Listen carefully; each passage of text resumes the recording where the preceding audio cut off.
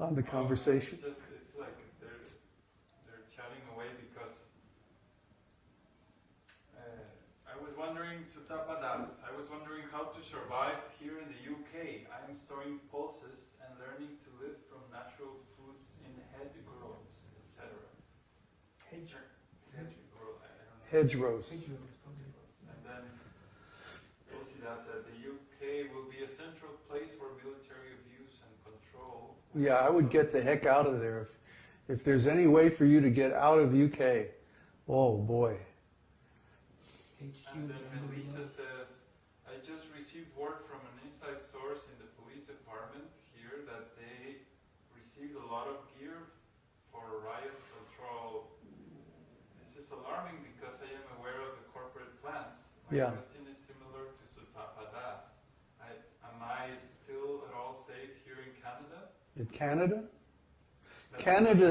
Canada is relatively safe, but they're expecting this summer there's going to be food shortages.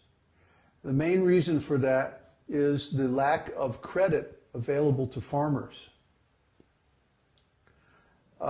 especially in North America and Europe. The banks have almost completely stopped lending. And farmer there, the system of farming there is completely dependent upon credit. So if they're not lending, the farmers can't afford to plant crops, or if they can afford to plant, they can't afford to fertilize and cultivate. Like the winter wheat crop this year is very small and poor quality because the farmers couldn't afford enough diesel fuel even to cultivate their fields properly, what to speak of fertilizer and all the other stuff they need. So it looks like the price of wheat is going to maybe double or even triple this summer, at least in North America. So that's another reason why we're in South America. Because here it's not quite so bad. There's still problems, but it's not at all as bad as in North America and Europe. We researched the economy before we came here, and the economy in Chile is much more robust. So yes, all the North American and European governments are expecting food riots this summer. And we've talked about this several times already, warning people. But it's like people don't believe us. We've been talking for years about 2012. Nobody believed us. Well, maybe just a handful. So we've been advising people what actions to take for many years, and people just aren't taking action. And so, what can we tell you? Get out of Canada, get out of US, get out of UK, get out of Europe, and find yourself a nice little community that's self-sufficient, that's on the land. We've been saying this for years now. Well, why don't people do it? Don't believe that this is just a temporary situation and everything's going to be all right. It's not going to be all right. It's going to be very, very serious. We've been saying this for years now. Please wake up. Do something about it.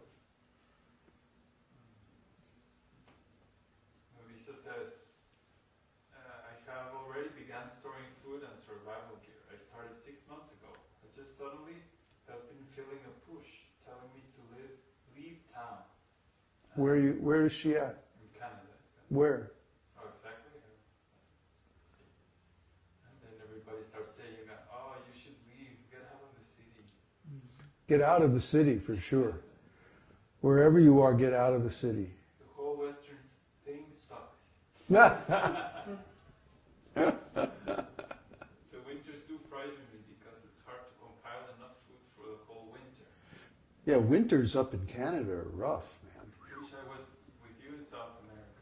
Well, we're trying to create a situation where everybody can come and be safe, but we really need everybody's help and cooperation to do that. So far, We have enough resources to take care of the brahmacharis. But to really make a robust community, we need the householders' help and cooperation. But the householders, see, people have been conditioned that, well, I'm going to take care of my family, and that's it. Yeah, really. I got my AK-47 in the closet, and people are expecting this nuclear family thing to be a platform that it's going to work. But it doesn't work. No, it doesn't work because it's too small of a unit to attain self-sufficiency. Even if you have resources like land and so on, a nuclear family, one couple and a few children, doesn't have enough labor force to attain self-sufficiency. All the things that need to be done. See? Again, because of duplication of labor and resources. To get enough people together to attain self-sufficiency, you have to have 10 families at least. 10 families, that means like 30 people, including parents and kids. All right? So we're saying we want to have a group that's between like 30 and 50 people. That's about the right size. And then we can go out and find a piece of land and raise enough crops on it to be virtually self-sufficient. Less than that or more than that, it's going to be a problem. But unless the householders get their act together and come and join us, then how are they going to survive? Lisa says she lives in Ontario. Ontario? Oh boy, it's cold up there. Then there's a question from Bruce. Bruce, Have you figured out a way to avoid the trouble that is going to encounter about the selection of the next acharya? Yeah. And if so, how? Yeah, ISKCON had a problem because they thought, oh, Prabhupada is disappearing, and now we have to we have to have a guru. So they selected somebody or a group of people who were all unqualified. That's wrong. What you should do is wait until Krishna sends someone who is qualified. What's the problem? See, their assumption was wrong. Their assumption was, we have to have a guru, or this whole thing's going to fall apart. No, it's not right. It's incorrect assumption. Because then if you select an unqualified guru, then the whole thing is going to fall apart. And that's what's happening. But if you wait, just wait. Just be patient. Maybe you have to wait 20 or 30 years until another self-realized soul comes along. What's the problem? Just wait. Guru has two qualifications. Number one, he has to be self-realized. Number two, he has to have his guru's permission or order. See? So, in my case, I had the order in 1977, but I didn't attain self-realization until 2002.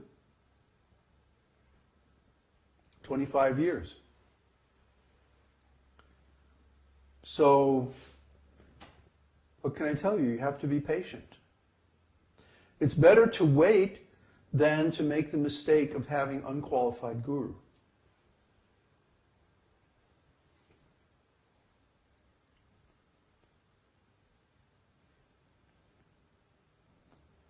So, more questions?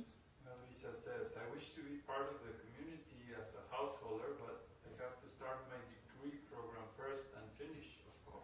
Oh yeah, well that degree is really going to be valuable after everything falls apart. Better make sure you get that degree.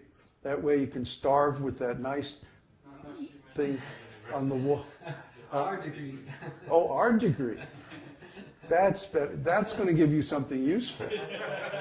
You hang it on the wall. Huh? No, because you're going to change your consciousness. See, our degree is a regular academic degree means you get you get a piece of paper that you can hang on the wall and impress your friends and employers and like that. Our degree is a degree of consciousness. See? You attain a certain state of consciousness as a result of our degree program. So, who cares if you have something on the wall, a certificate or whatever? It's useless. But if you can actually attain a higher state of consciousness, then, so much better. So what's going to happen, or what's going to have to happen, is that we find a married couple who is willing to join our community and move here and create the Grihastha ashram. And then other married or unmarried householders can move here, and they'll have some structure to move into. We don't know what those householders do. I mean, we're just celibate, you see, so we don't have any